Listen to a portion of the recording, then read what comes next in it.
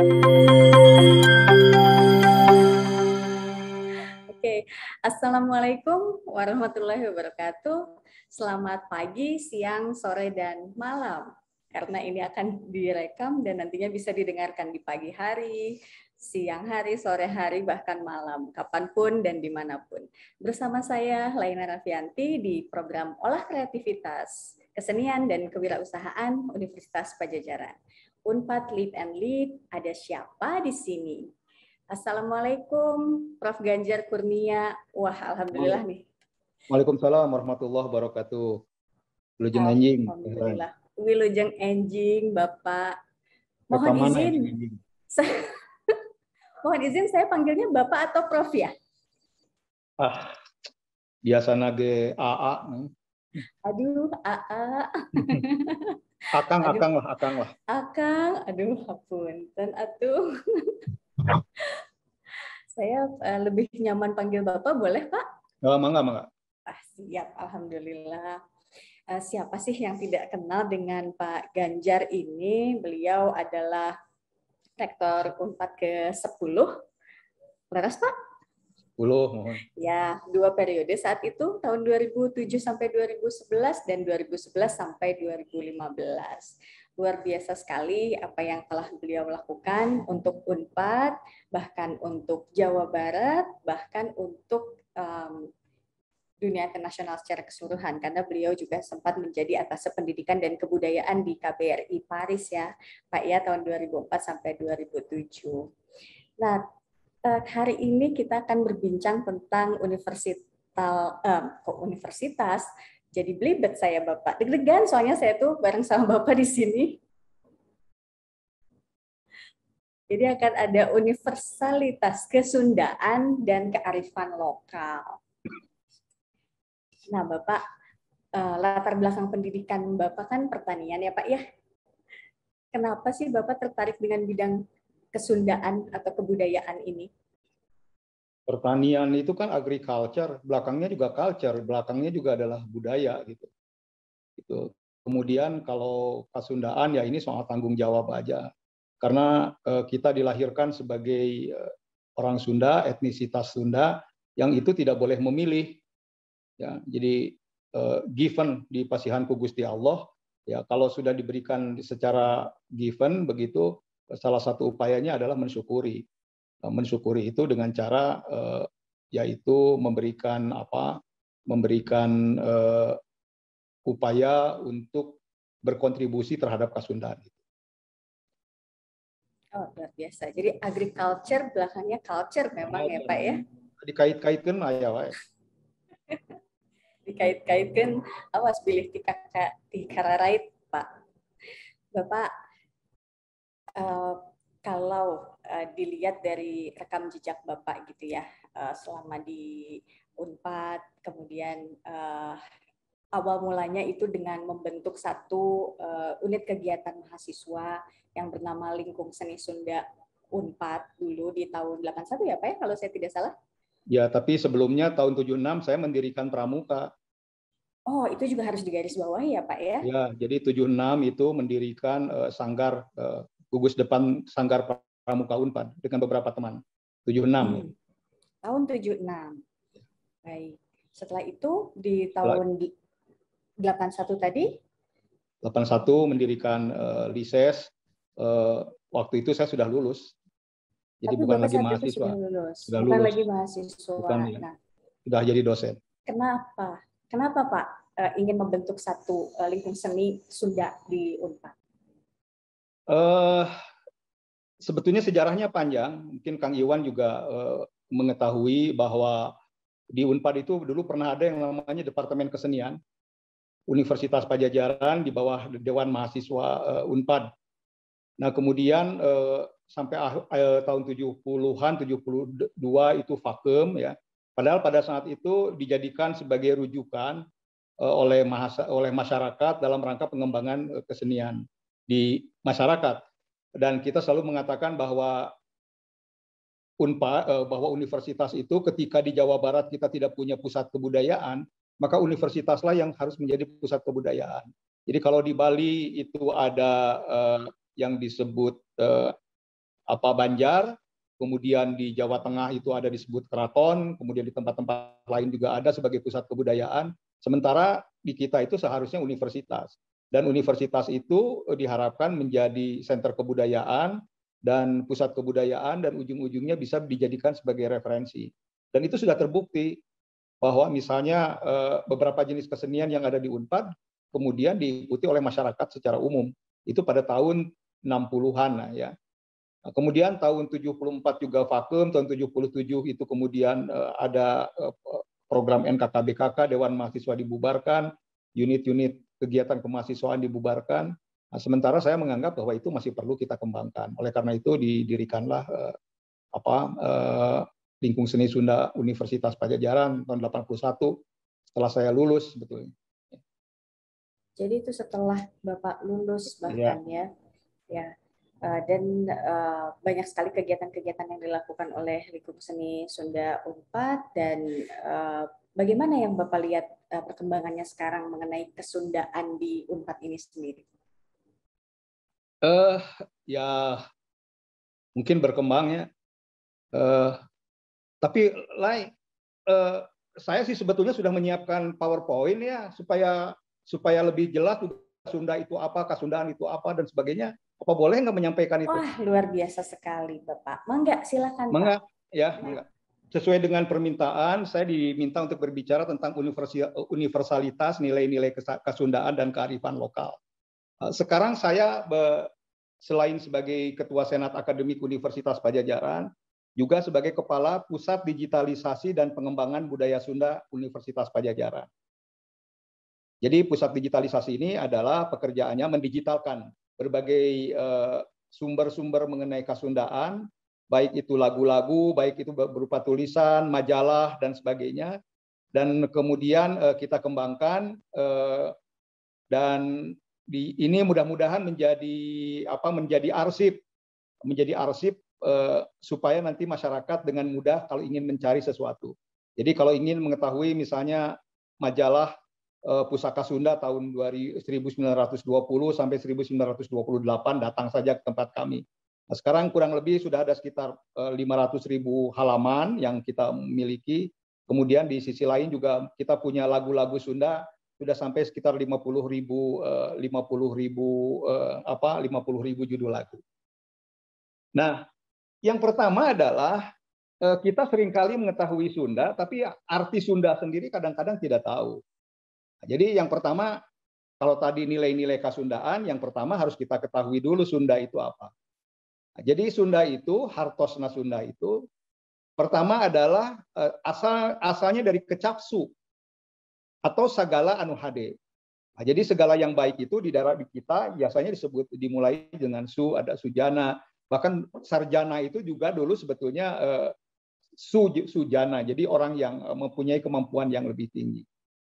Nah, kemudian Sunda ini juga berasal dari bahasa Sanskerta, Indung bahasa Austronesia, berasal dari kecap sun atau bodas, baranang atau caang padang. Jadi Sunda ini adalah putih, ya, kemudian baranang, kemudian caang padang. Ini juga berkaitan dengan Gunung Sunda dulu masih warnanya putih katanya begitu, sehingga nanti kita melihat bahwa Sunda itu awalnya adalah seperti itu. Kemudian Sunda juga adalah nama lain dari Dewa Wisnu yang memelihara alam.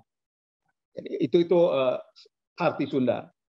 Kemudian ada juga arti Sunda itu, Harto Sunda itu dalam bahasa Kawi. Yang pertama adalah cai. Jadi daerah anu subur, anu loba caina. Itu ya dulu ya, tapi sekarang ini sudah mulai kita bermasalah dengan air ini. Nah, ini juga ada kaitannya dengan lingkungan. Jadi ketika musim hujan kita kebanjiran, tapi di beberapa daerah ketika musim kering bahkan kekeringan. Nah, ini salah satu masalah yang dihadapi oleh Sunda. Nah, kemudian walaupun itu artinya Sunda, Sunda itu berarti juga tumpukan atau kesuburan. Jadi kesuburan, dan kita tahu bahwa tanah Sunda ini adalah tanah yang subur.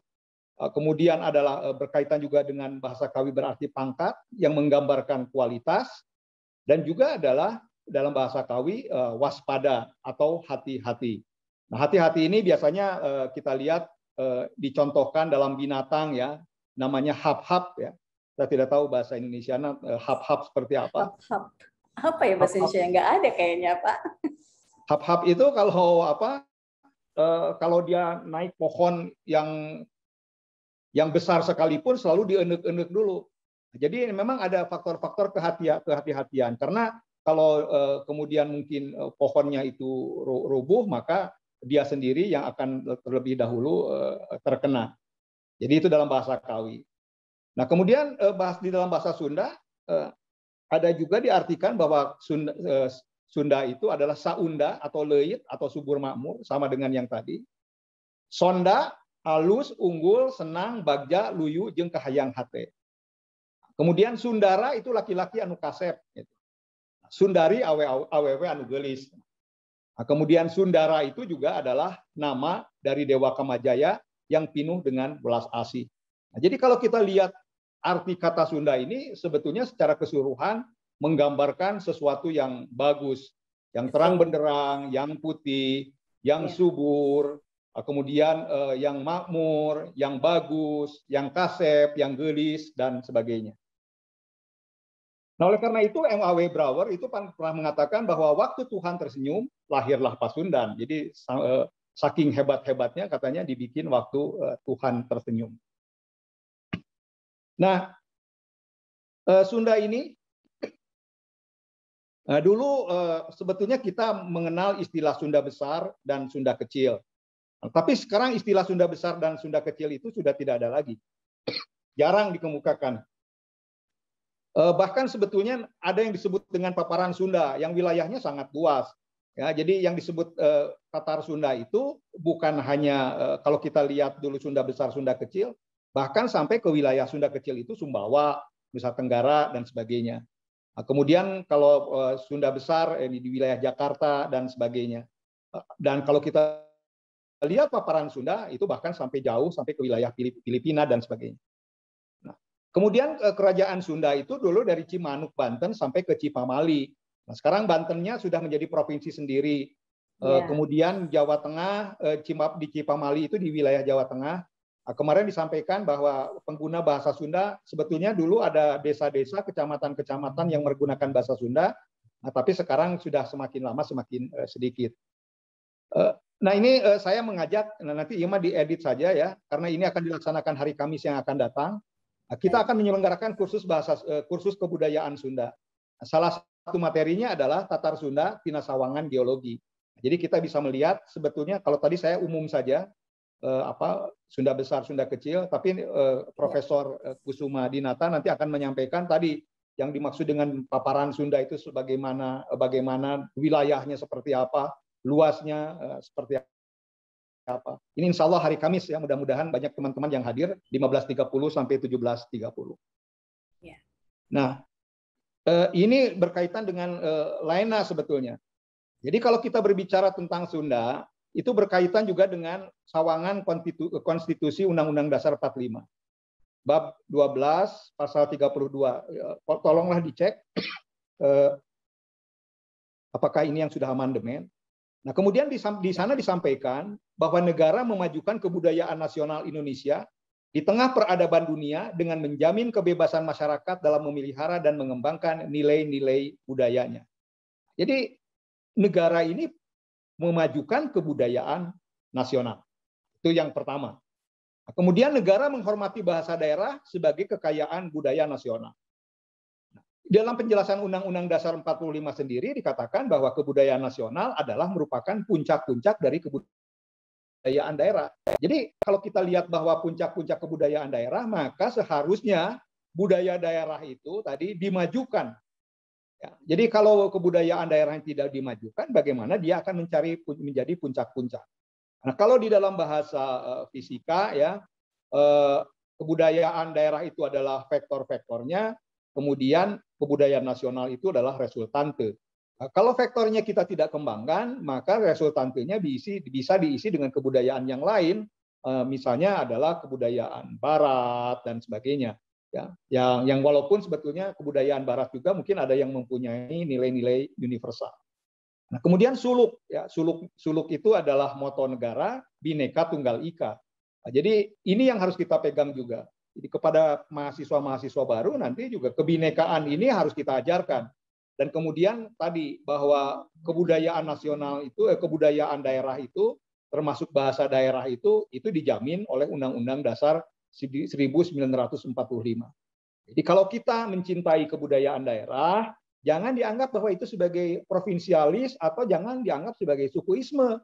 Karena memang konstitusi memberikan tempat untuk itu. Dan bahkan juga di dalam Bhinneka Tunggal Ika juga kan kita tahu. Jadi ini juga nanti disampaikan, tolong disampaikan juga. Kemudian kita juga punya Undang-Undang Nomor 5 Tahun 2017 tentang pemajuan kebudayaan. Nah, jadi pemajuan kebudayaan adalah upaya meningkatkan ketahanan budaya dan kontribusi budaya Indonesia di tengah peradaban dunia melalui pelindungan, pengembangan, pemanfaatan, pembinaan, dan kebudayaan. Nah, manggalah ini dilihat ya. Tapi intinya adalah bahwa di dalam pemajuan kebudayaan itu azasnya harus toleransi, keberagaman, kelokalan, lintas wilayah, partisipatif, manfaat, keberlanjutan, kebebasan berekspresi, keterpaduan, kesederajatan, dan gotong royong. Jadi kalau kita ingin memajukan kebudayaan, termasuk budaya daerah, ya harus ada toleransinya, memperhatikan keberagamannya, memperhatikan kelokalannya, dan sebagainya, dan sebagainya. Nah, pemajuan kebudayaan itu tujuannya adalah tadi untuk mengembangkan nilai-nilai luhur budaya bangsa. Jadi tujuan akhirnya adalah mengembangkan nilai-nilai luhur kebudayaan bangsa. Memperkaya keberagaman budaya. Jadi kebudayaan ini kan tadi Bhinneka Tunggal Ika. Memperteguh jati diri bangsa. Memperteguh persatuan dan kesatuan bangsa. Mencerdaskan kehidupan bangsa. Meningkatkan citra bangsa. Mewujudkan masyarakat madani, dan seterusnya, dan seterusnya. Jadi ini kebudayaan ini termasuk di dalamnya adalah tentu kebudayaan daerah. Nah, saya ingin menyampaikan juga pandangan ini untuk yang teman-teman yang beragama Islam. Bagaimana sih kedudukan suku bangsa ini di dalam pandangan agama Islam? Salah satunya ayat yang sering kita baca, yaitu surat Al-Hujurat ayat 13. Ya ayuhan nas inna khalaqnakum min dzakari wa untha wa ja'alnakum syu'uban wa qabaila lita'arafu. Wahai manusia, sesungguhnya aku menciptakan laki-laki dan perempuan sehingga saling mengenal. Jadi syu'uban wa qabaila lita'arafu, menjadikan beberapa laki-laki dan perempuan menjadi beberapa suku bangsa sehingga satu dengan yang lain itu saling mengenal. Sebetulnya di dalam ayat yang lain, misalnya di An-Nahl, Allah mengatakan bahwa sesungguhnya kalau Allah mau, bisa saja menjadikan manusia ini menjadi satu umat saja, menjadi satu bangsa saja. Nah, itu tapi sebetulnya berpikirnya tadi lita'arafu, untuk bisa saling kenal mengenal. Nah, kita bisa saling berinteraksi satu dengan yang lain, bisa saling memberi, bisa saling mengetahui.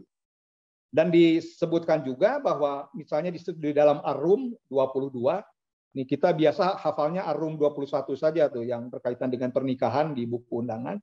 Tapi di tetangganya menarik. Dan di antara tanda kekuasaannya yaitu menciptakan langit dan bumi serta membedakan bahasa kalian juga warna kulit. Jadi nah itu adalah benar-benar nembongkeun tanda-tanda pikeun jalma-jalma anu ngalarti. Nah, jadi untuk orang-orang yang mengerti sebetulnya bisa Allah menciptakan warna kulitnya berbeda, bahasanya berbeda, dan kalau mau tadi Allah itu bisa menciptakan sesuatu menjadi satu umat saja. Nah, ayeuna sekarang saya bicara tentang universalitas. Jadi kalau kita berbicara tentang masyarakat, ya, masyarakat itu mempunyai kebudayaan. Kebudayaan itu yang pertama ada yang hidup berkembang terus di masyarakat. Yang kedua ada yang berubah atau mati, bahkan dulu ada kebudayaannya, sekarang sudah tidak ada. Ada yang dormant, yang sedang tidur. Nah, yang tidur, yang berubah atau mati itu mungkin ada yang kondusif. Nah, kalau yang kondusif itu kita bisa revitalisasi. Jadi kondusif tapi kondisinya berubah atau mati atau sedang tidur. Tapi ada yang tidak kondusif. Ya kalau tidak kondusif ya dokumentasikan saja, disimpan di museum. Salah satunya tadi di Pusat Digitalisasi dan Pengembangan Budaya Sunda. Kami banyak juga mungkin nanti naskah-naskah, tulisan-tulisan yang sebetulnya sudah tidak relevan lagi dengan kondisi kekinian. Ya, tapi kalau yang kondusif, mari kita gali. Oleh karena itu dikembangkan. Kita gali, kita kembangkan. Kalau perlu kita revitalisasi, baru setelah itu diseminasi. Nah, yang dimaksud dengan kondusif ini salah satunya ukurannya tadi adalah universalitas budaya, bahwa budaya itu mempunyai nilai-nilai universal dan kondusif untuk kondisi kekinian. Nah, sama, ada juga budaya-budaya yang hidup di masyarakat, tetapi ada yang tidak kondusif, masih hidup di masyarakat. Saya nggak tahu bahwa alon-alon, waton kelakon, gitu, itu kan masih hidup. Tapi adat kakurung kuiga gitu kan, itu masih ada tuh di masyarakat, tapi mungkin tidak kondusif. Nah, yang kondusif ini adalah tadi yang mempunyai nilai-nilai universal. Universal itu berarti berlaku bukan hanya di Tatar Sunda saja, tapi bisa berlaku di tingkat nasional dan juga berlaku di tingkat internasional. Nah, oleh karena itu budaya-budaya yang semacam itu bisa kita kembangkan dan bisa kita diseminasikan. Nah, ini contoh ya. Ada juga tadi disampaikan juga mengenai kearifan lokal. Jadi istilahnya ada indigenous knowledge, local genius, local wisdom, kearifan lokal dan sebagainya. Nah, sebetulnya ada definisi khusus ya mengenai itu. Saya lupa memasukkan undang-undang, Laina tahulah ya, ini undang-undang di undang-undang apa ya, kearifan lokal di hak cipta atau di mana. Ya. Jadi kearifan lokal itu adalah cara berpikir, bertindak, berkehendak, dan menghasilkan sesuatu karya kebudayaan yang dimiliki oleh masyarakat lokal dengan ciri tadi bersifat positif, mengandung nilai-nilai luhur atau arif. Nah, ini di sebelah kiri sebetulnya saya mengambil contoh, ini adalah di Sunda, ini ada kita cara membagi air dengan cara semacam ini seperti di Bali ya. Jadi kalau di Bali membagi air itu kebudayaan lokalnya itu dengan sistem subak itu dengan menggunakan tek-tek. Nah, jadi di daerah Sunda juga ada, kita juga menggunakan model ini. Jadi luas penampang ini berbanding lurus dengan luas yang akan diairi. Ya, di Jawa, di Padang namanya tembuku, di Sunda kok saya jadi lupa lagi, nanti sambil berjalan ya. Bahkan ya. Nah, iya penting ya. Tadi kan kearifan lokal yang bersifat fisik. Tetapi kearifan lokal itu terutama adalah adanya itu di bahasa.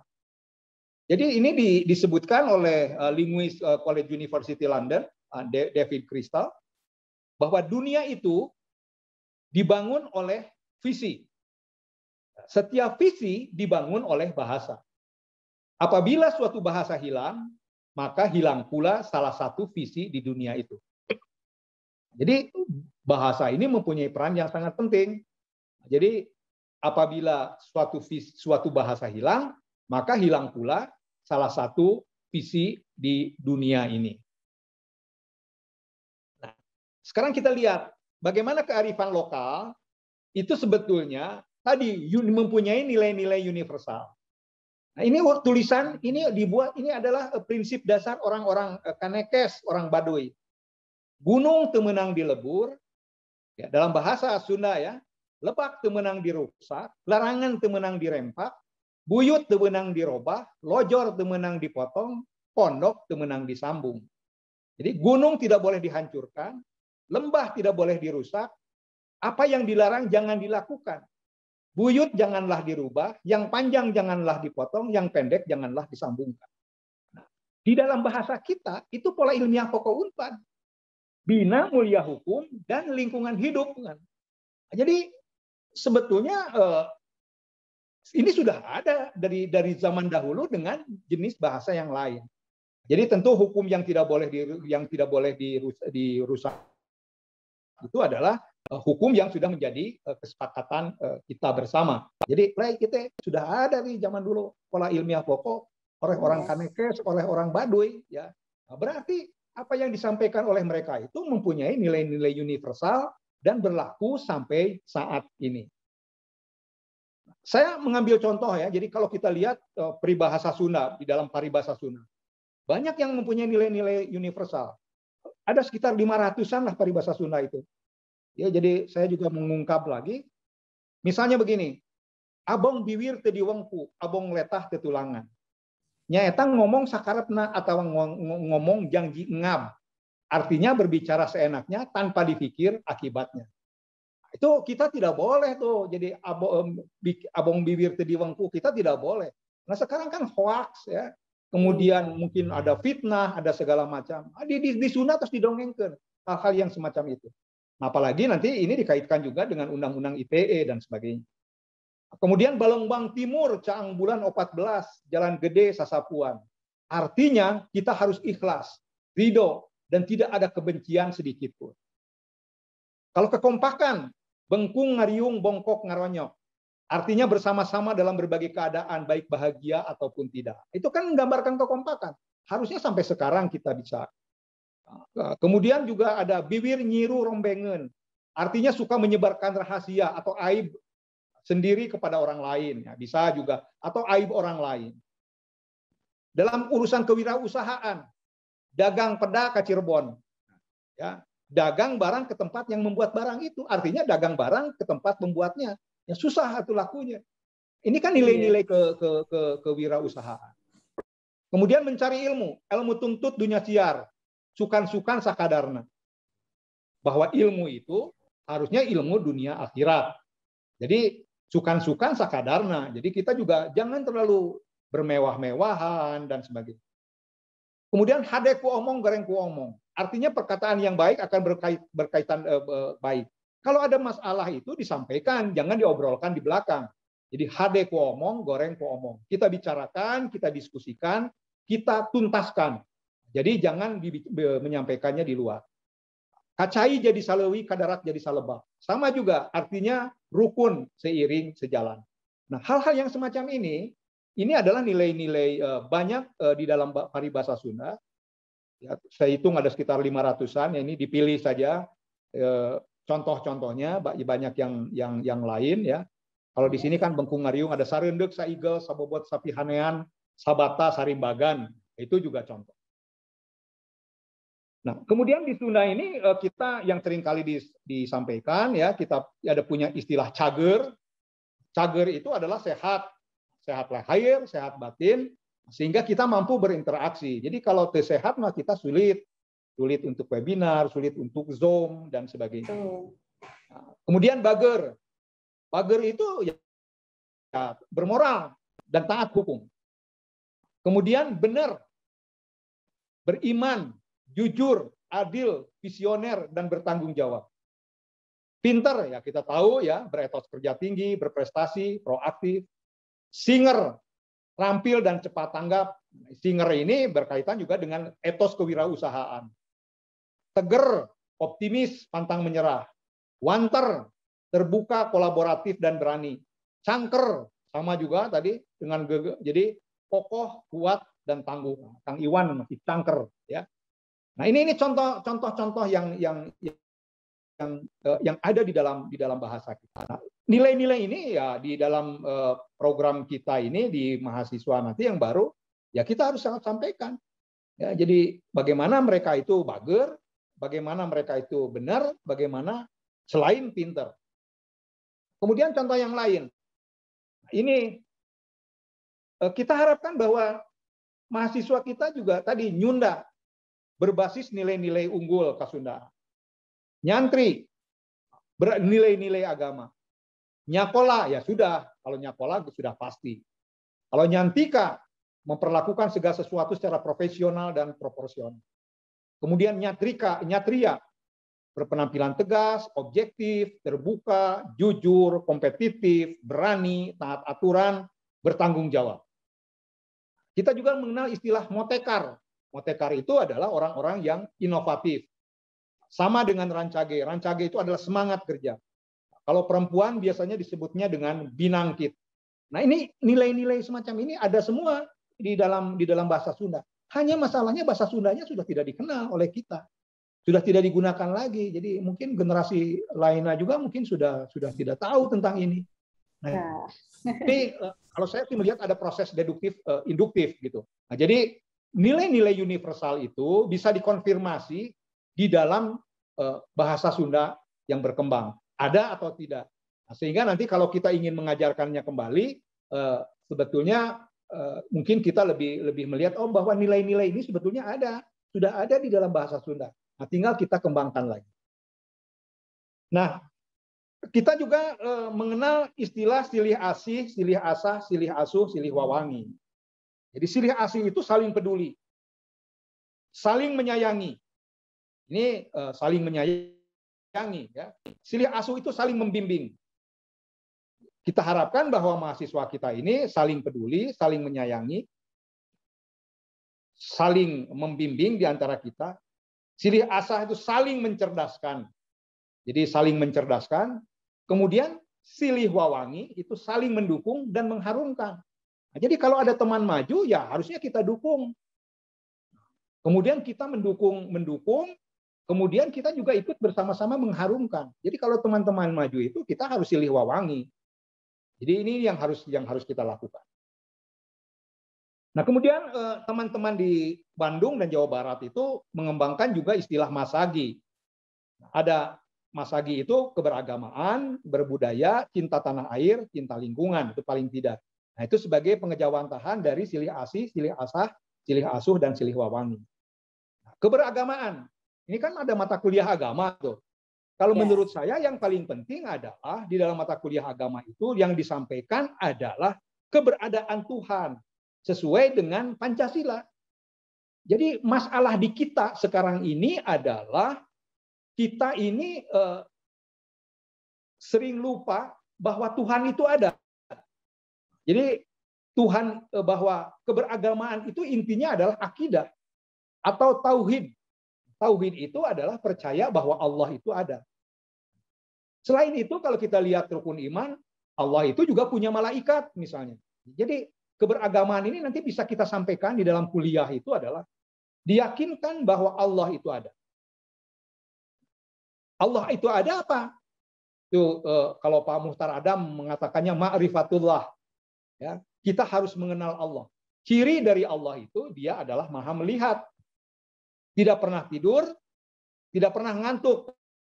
Nah, itu kan di dalam ayat kursi, Allahu la ilaha illa wal hayyul qayyum la ta'khudhuhu sinatu wala naum.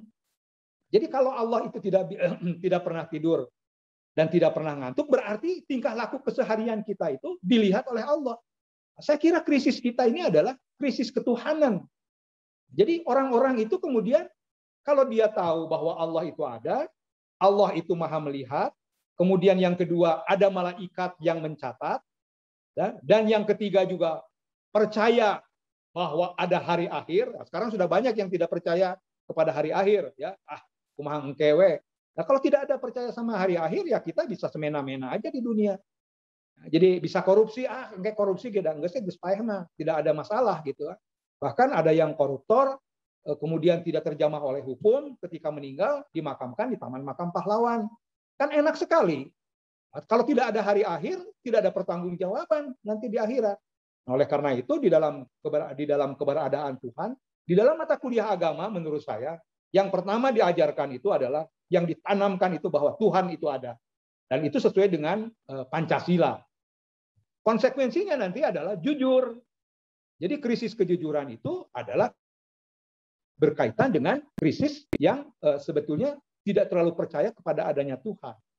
Dan ini sering saya sampaikan ya, bahwa kadang-kadang kita ini saya menggunakan istilah ateis kadang-kadang gitu. Jadi Tuhan teh aya lamun rek salat tungkul, kalau mau puasa ada. Tapi antara salat dengan salat itu kadang-kadang Tuhan tidak ada, antara puasa dengan tidak itu Tuhan tidak ada. Buktinya ada hakim yang ditangkap ketika sedang puasa gitu. Jadi puasanya sama puasa, salatnya sama salat, tapi perilaku kesehariannya tidak menggambarkan bahwa dia itu sedang sedang dilihat oleh Allah Subhanahu wa taala. Jadi jujur, peduli, adil, ketaatan beribadah. Jadi keberadaan Tuhan ini diajarkan itu nanti di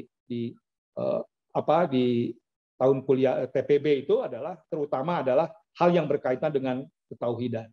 Oke, ketaatan beribadah ya. Tapi ketaatan beribadah itu juga harus tercermin di dalam kehidupan sehari-hari. Nah, sebab kalau tidak nanti akan merusak sendiri, merusak agama. Sholatnya rajin, puasa Senin Kemisnya rajin, tetapi perilaku kesehariannya tidak menggambarkan bahwa dia itu ahli ibadah. Jadi ini adalah keberagamaan. Jadi kuliah keagamaan itu utamanya kalau menurut saya harus menyampaikan mengenai ini. Kemudian cinta tanah air. Cinta tanah air ini adalah terutama berkaitan dengan pengamalan Pancasila. Ya, jadi bagaimana salah satunya pemahaman Pancasila dan diamalkan. Nah, sekarang banyak hoax misalnya. Kemudian kalau menurut saya sekarang dengan adanya fitnah ya, kemudian kalau menembak orang, kalau menyerang orang itu sekarang sudah menurut saya tidak lagi berazas kepada silih asih, silih asah, silih asuh, ya, tapi menyerang orang secara langsung.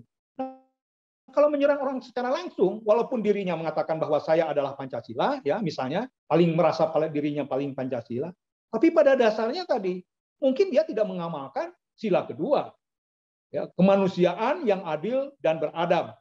Dia tidak adil terhadap apa? Tidak adil terhadap pengetahuan yang dia miliki. Jadi kalau bukan lawannya salah terus.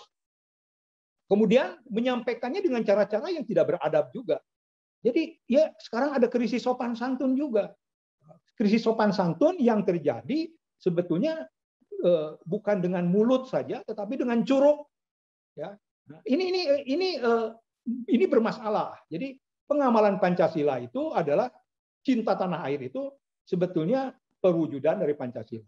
Jadi kalau kita menyampaikan sesuatu yang hoax, sesuatu yang bersifat fitnah, menyerang orang lain, ya, itu ujung-ujungnya akan berkaitan dengan sila yang ketiga, persatuan Indonesia. Jadi Indonesia ini bisa terbelah gara-gara apa? Gara-gara tulisan-tulisan, ungkapan-ungkapan yang tidak beradil dan juga tidak beradab. Jadi mudah-mudahan nanti mahasiswa kita bisa menyampaikan sesuatu secara beradab, ya, secara berbudaya. Nah, kemudian taat hukum. Taat hukum itu adalah merupakan cinta tanah air. Nah, ini juga mungkin mulai ya kita harus menyiapkan juga hukum-hukum minimal apa saja yang harus diketahui oleh mahasiswa. Jadi kita tidak boleh termasuk kelompok yang selalu mengatakan fiksi hukumnya, Bu Laina. Fiksi hukum adalah mengasumsikan apabila hukum itu sudah diundangkan, maka semua orang itu akan tahu. Jadi kalau dia melanggar itu nanti akan ditangkap. Kita tidak bisa mengatakan bahwa ketika kita melakukan misalnya fitnah atau penyampaian sesuatu yang tidak pas, kemudian kita mengatakan ya terang hukumnya. Nah, itu tidak bisa begitu. Ya, karena fiksi hukum itu tadi mengasumsikan bahwa semua orang diasumsikan kalau hukum itu sudah diundangkan itu harus diketahui. Nah, oleh karena itu di dalam mata kuliah kewarganegaraan itu yang harus disampaikan itu. Jadi nilai-nilai hukum apa saja yang paling harus diketahui oleh masyarakat. Nanti mungkin bisa kita inventarisir. Mungkin hukum penyampaian pendapat. Boleh tidak kita menyampaikan pendapat? Hukum yang berkaitan dengan hak asasi manusia, minimal seperti itu. Hukum yang berkaitan dengan korupsi, hukum yang berkaitan dengan ITE. Ini mahasiswa harus tahu persis. Menyampaikan pendapat atau berekspresi itu boleh. Kalau mau melakukan demo juga boleh. Nah, tapi persyaratan-persyaratannya mereka harus tahu. Nah, jadi ini juga ketaatan kepada hukum ini adalah merupakan bentuk cinta kepada tanah air. Nah, kemudian yang terakhir tentu adalah kontribusi dalam kerja. Nah, kemudian berbudaya. Berbudaya itu tanggung jawab berkebudayaan, termasuk toleransi. Jadi kebinekaan tadi, kreativitas, inovatif. Nah, itu adalah ciri-ciri dan berkebudayaan. Nah, termasuk ini ya yang ingin saya sampaikan. Cinta kepada bahasa Indonesia. Jadi undang-undang itu kita punya undang-undang yang berkaitan dengan kebahasaan. Dan itu juga diturunkan di dalam statuta Unpad. Jadi bahasa resmi di Unpad itu adalah bahasa Indonesia. Bahasa Inggris itu boleh digunakan, ya, dan bahasa daerah juga boleh digunakan. Tetapi yang paling penting, ya ini kita juga di satu sisi ngajarkan bahasa Indonesia, tetapi sebetulnya kita bikin live and lead. Nah, gitu misalnya, ya. Tadi dina etana dina Di belakang saya, live nah, and lead. Bu Laina, live and lead, ya. Nah, ini banyak juga, kalau saya lihat perhatikan, banyak kegiatan-kegiatan yang pesertana orang-orang kene, tapi nggak gunakan bahasa Inggris. Dan ini parah sekali. Berarti suatu saat saya ingin berbicara tentang ini secara khusus, terutama yang berkaitan dengan misalnya nama-nama tempat, nama-nama kompleks perumahan. Nah, ini kan sudah sekarang hampir semuanya menggunakan bahasa Inggris. Nah, kalau nama-nama kompleks perumahan sudah menggunakan bahasa asing, orang geus teu asa deui di Jawa Barat, di tempat Tuhan sedang tersenyum. Coba nama-namanya sekarang. Apa? Resort, kemudian nanti village, resident, riverside, non residence dan sebagainya. Atau orang teh geus teu di dieu deui atau katanya kita bertanggung jawab terhadap kebudayaan. Nah, ini ujung-ujungnya kepada masalah perizinan. Siapa yang mengeluarkan izin? Ya di antaranya mungkin juga alumni Unpad gitu. Nah, jadi nanti ke depan kalau ada alumni Unpad kalau memberikan perizinan, mestinya dia memperhatikan nilai-nilai yang akan kita sampaikan kepada mereka itu. Termasuk tadi. Jadi saya bukan tidak ada kesengajaan ya membuat nama Balai Rumawat, Balai Rucita, bahkan untuk masjid Balai Awehan dan sebagainya. Dan ini di dalam bahasa Sunda sendiri ada istilah kia pindah cai, pindah tampian. Jadi kalau kita itu tergantung kita berbicara di mana, ya tentu menggunakan bahasa yang sesuai.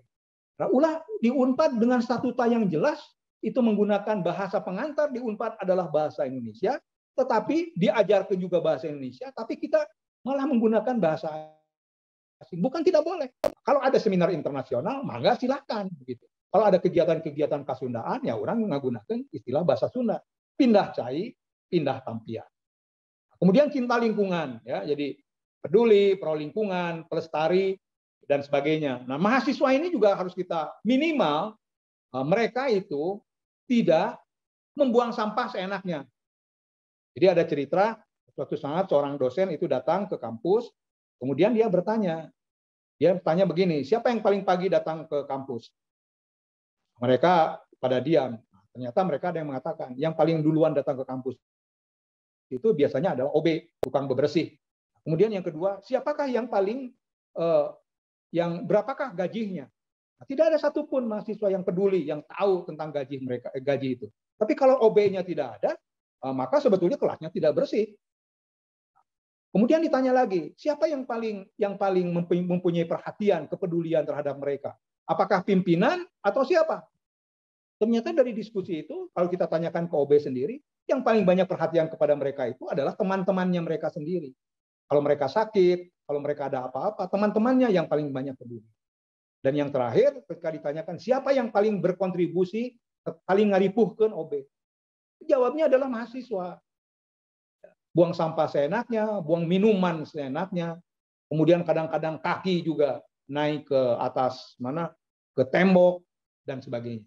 Nah, jadi kalau kita bina mulia hukum dan lingkungan itu minimal itu cinta lingkungan itu, cing atau mahasiswa jangan membuang sampah seenaknya, dan dengan tidak membuang sampah seenaknya berarti juga sebetulnya kita harus menyediakan tempat sampahnya. Nah, ini yang berkaitan dengan lingkungan juga. Di dalam bahasa Sunda itu banyak sekali istilah. Gunung Kayian, Gawir Awian, Cinyusu Rumateun. Nah, Cinyusu sekarang di daerah Dago itu sudah mulai habis. Ya, dulu kalau jalan-jalan di Dago itu banyak Cinyusu, ya. Mata air sekarang sudah tidak ada. Karena apa? Karena sudah berubah fungsi. Pasir Talunan, Dataran Sawahan, Lebak Caian, Legok Balongan, Situ Ulasara, Lembur diurus, Walungan Rawateun, Basisir Jagaeun. Ini ada semua. Jadi ini nilai-nilai yang sangat universal begitu. Nah, cuma ketika kita tidak melakukan, apakah tidak mengenal ini, atau sebetulnya tidak perlu mengenal ini. Ya, jadi ini juga tidak perlu dikenal karena nilai-nilai universal itu sudah mengatakan ini ada semua. Jadi kita ya induktif aja. Jadi melihat oke, ternyata nu kieu teh geus aya ti baheula oge. Makanya dulu cur-cor cai dan sebagainya itu karena mereka melaksanakan ini semua. Kemudian ada istilah lagi. Dina bahasa Sunda, kudu nyang hulu ka hukum. Kita harus berorientasi nyang hulu ka hukum. Nunjang ke negara tadi, menunjang kepada negara, mupakat ka balarea. Jadi keputusan-keputusan itu berdasarkan gotong royong, berdasarkan kemufakatan di antara sesama masyarakat. Itulah yang tadi disebutkan dengan hade ku omong, goreng ku omong. Jadi kita bicarakan dengan sebaik-baiknya sehingga nanti kita menghasilkan sesuatu yang berkembang. Nah, jadi kalau kita berbicara tentang kompetensi masa depan, ya generasi berapa? 5.0 harus kreatif, critical thinking, collaboration, communication, compassion, citizenship dan sebagainya. Nah, ini nilai-nilai ini sebagai kompetensi masa depan, sebagai nilai-nilai universal yang harus dicapai, ada tadi semuanya juga di dalam bahasa Sunda. Tinggal dicari-cari ya, tinggal diklopkeun. Tapi kalau kita ingin mengajar, ya kalau sekalian aja di bahasa Sunda, oke, hal-hal yang segini ada. Nah, ya Kang Iwan ya. Jadi tahap pembentukan karakter itu, kalau nanti tingkat tahun pertama bersama itu, ya ini sebetulnya salah satunya adalah kalau kita lihat LO ya, apa LO itu? LO, learning outcome, ya salah satunya kan harus membangun karakter. Nah ini yang sulit. Bagaimana kita membangun karakter, misalnya dengan cara-cara daring. Jadi membangun karakter itu pertama adalah mengetahui, memahami, membiasakan, meyakini, melakukan sesuai 1, 2, 3, 4 dan kemudian mempertahankan. Nah, di Kang Iwan menyebut nate nyaho heula gitu. Jadi harus dikasih tahu. Kalau nyaho dikasih tahu baru ngerti. Setelah ngerti baru bisa.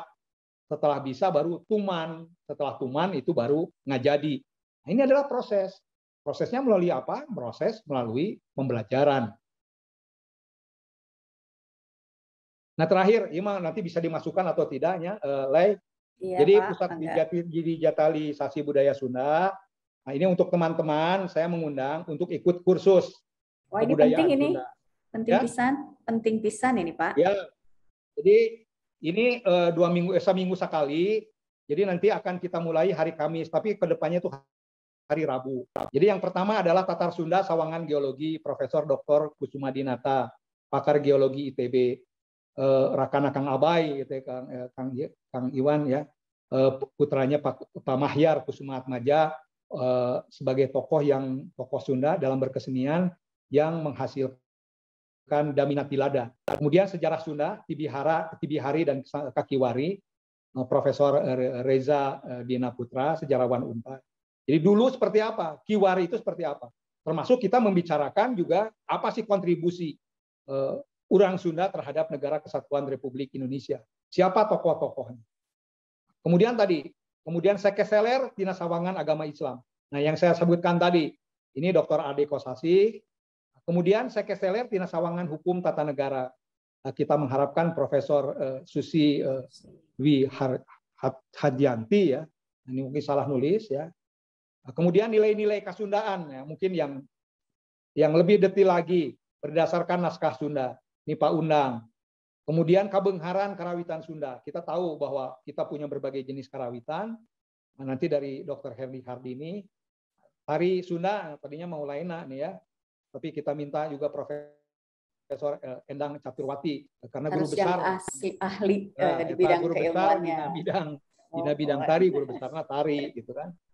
Kemudian Kabengharan Seni Sora, ini ada mahasiswa baru nih, lulus saya S2 kamari, Dika Zikriawan. Kemudian Kabengharan Bahasa Sunda.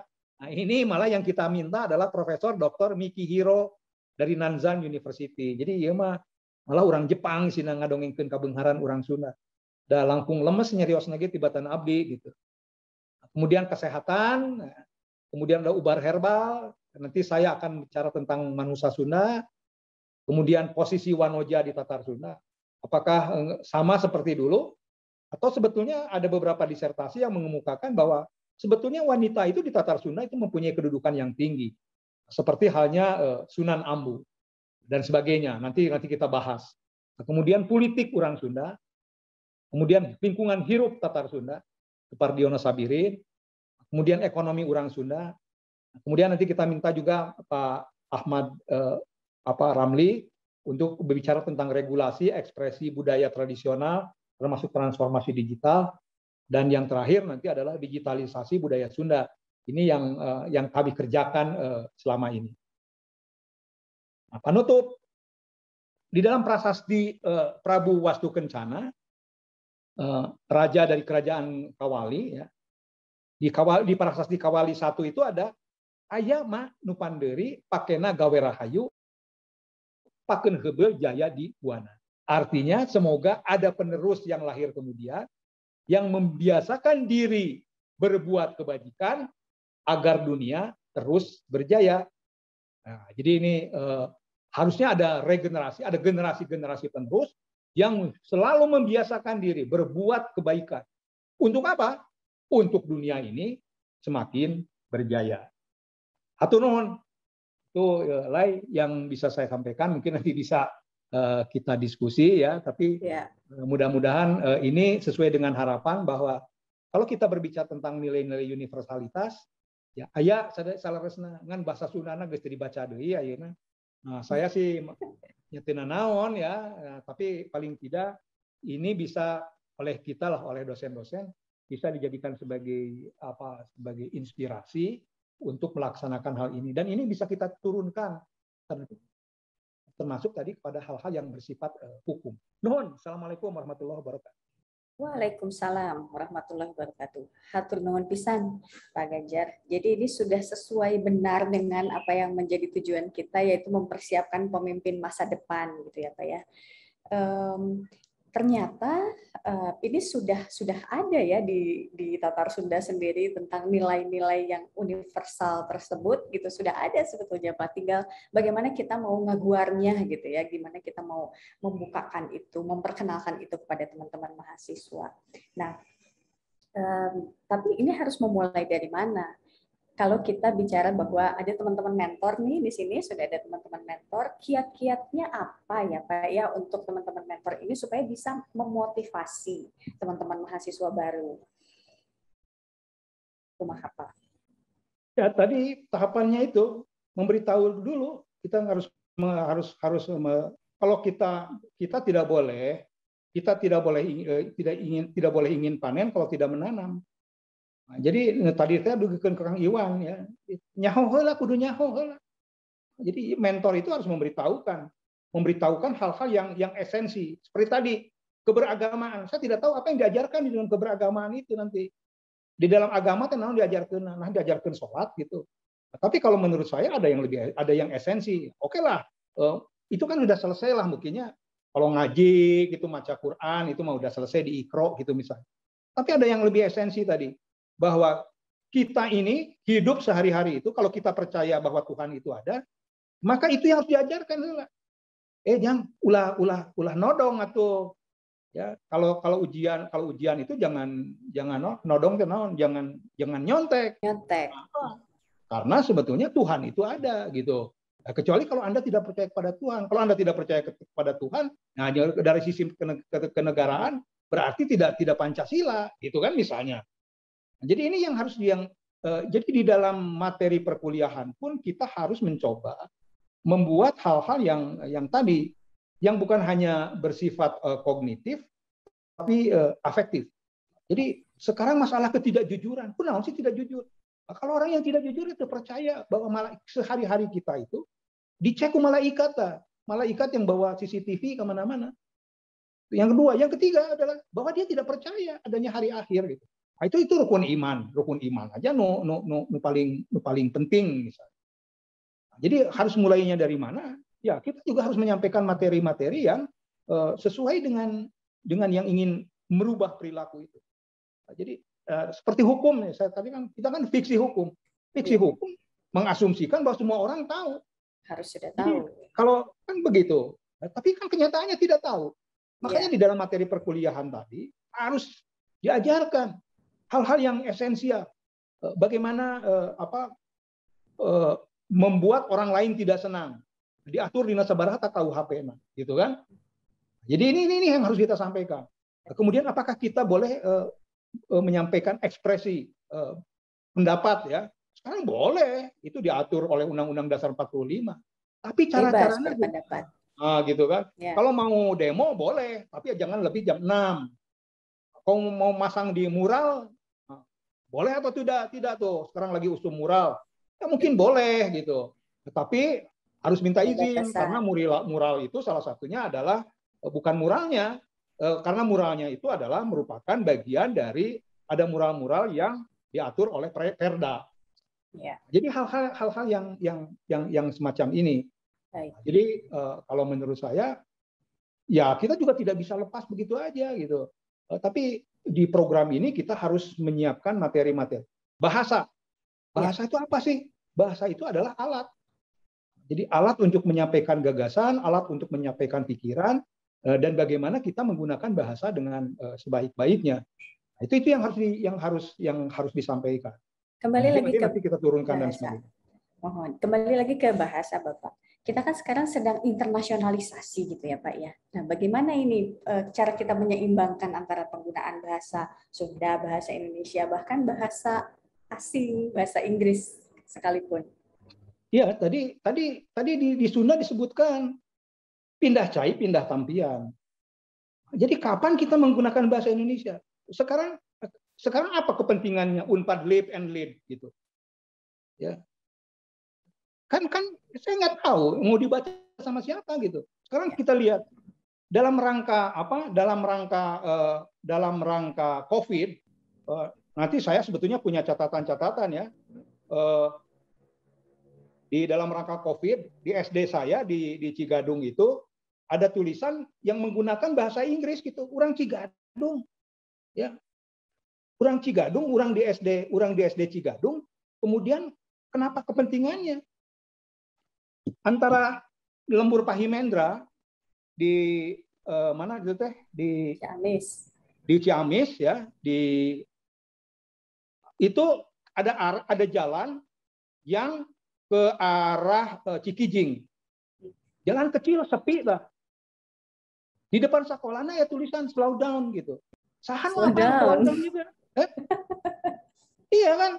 Jadi kalau kemudian dia melanggar ya dalam pengertian fiksi hukum ya tadi, kalau dia ada orang yang melanggar, kan apa itu slow down?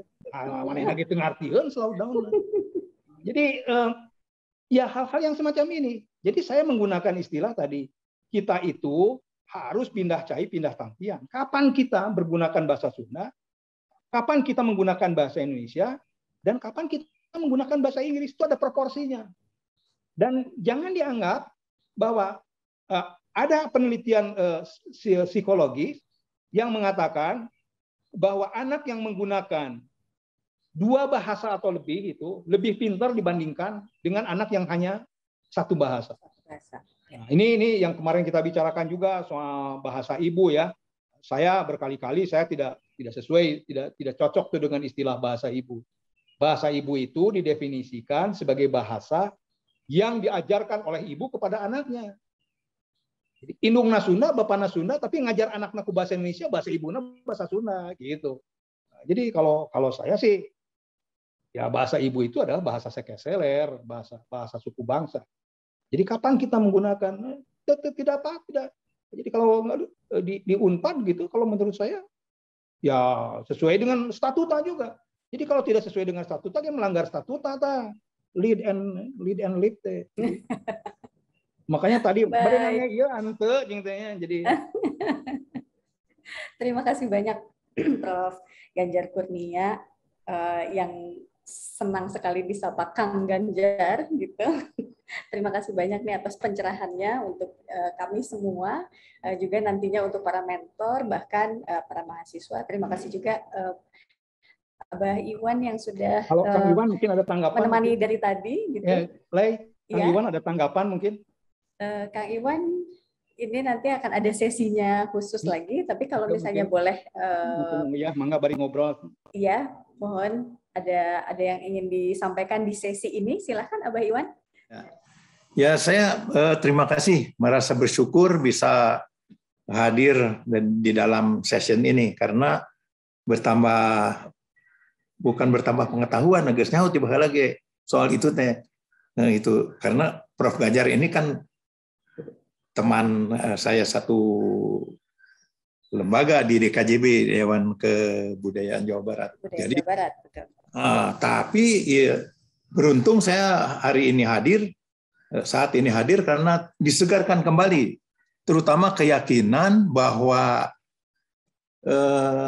kesundaan itu keniscayaan dari Universitas Padjadjaran.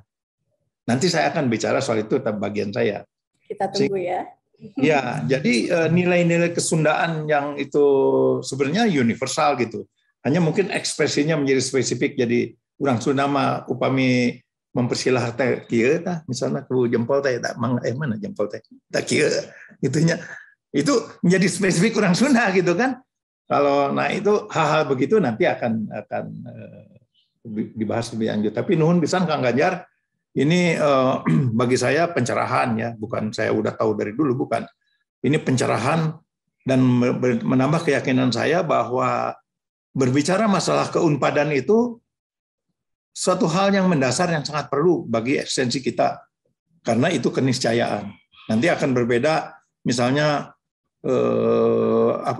ekspresi dari produk dalam tanda kutip Universitas Padjadjaran. Tentu punya ciri-ciri gitu yang bukan ciri hanya spesifik, tapi ciri-ciri keunggulan yang tidak dimiliki oleh institusi lain. Karena spesifik. Nantilah saya akan. Jadi sekali namun Kang Ganjar yang Abdi tengah istilah Unpad Live and Lead. Saya tidak terlalu persoalkan gitu. Tapi yang penting esensinya agak melompat berinisiatif dan memimpin itu juga ciri-ciri budaya Sunda sebetulnya. Biar aja soal bahasa kayak tama. Tapi bahwa nilai itu harus tumbuh sekarang di bawah bimbingan Ibu Lena Pak. Siap. Ya, ayo didukung aja, mudah-mudahan kita bisa leap gitu, melompat jauh ke depan dan memimpin di dalam hal kebaikan, terutama memimpin diri sendiri. Segitu. Nuhun pisan. Mangga nuhun Kang, nuhun pisan. Terima kasih ya Mbak Iwan. Kita nantikan nih sesi berikutnya seperti apa yang akan disampaikan lagi oleh Abah Iwan. Terima kasih Abah Iwan. Nah, artinya untuk sesi kali ini kita sudahi dulu sampai di sini dulu begitu. Terima kasih banyak Pak Ganjar yang sudah berkenan join di Zoom ini. Atas waktunya, saya tahu banyak sekali kesibukan Bapak, tapi sudah berkenan untuk hadir di sini. Kita sudahi dulu sampai di sini dalam rangka mempersiapkan pemimpin masa depan. Sampai bertemu di kesempatan berikutnya dengan sosok hebat Unpad yang lainnya. Wassalamualaikum warahmatullahi wabarakatuh. Waalaikumsalam warahmatullahi wabarakatuh.